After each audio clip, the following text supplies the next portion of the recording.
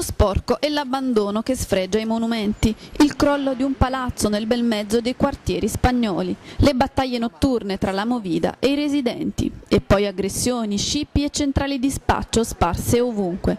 Benvenuti nel centro storico, patrimonio UNESCO dal 1995, matrimonio tra la città e il suo degrado.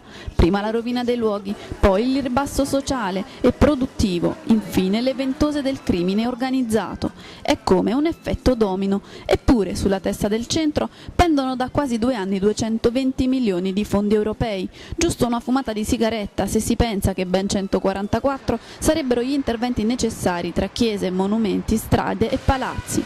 Comunque una boccata d'ossigeno, dopo 14 anni privi di un'azione programmata e soprattutto del piano di gestione.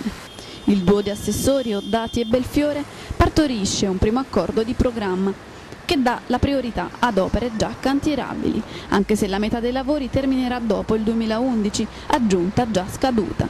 Cittadella degli studi ed ecumani, gallerie d'arte di artigianato e quartieri, casa della letteratura, piazza mercato, una funicolare tra museo e Capodimonte.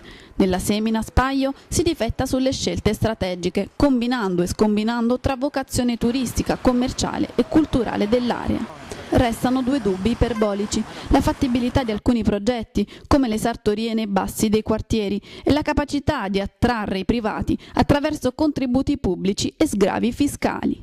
Intanto il riconoscimento UNESCO è a rischio, se ne discuterà tra 3 mesi a Siviglia. Basterebbe un minimo di decoro, per esempio, quando arrivano un po' di bagni pubblici.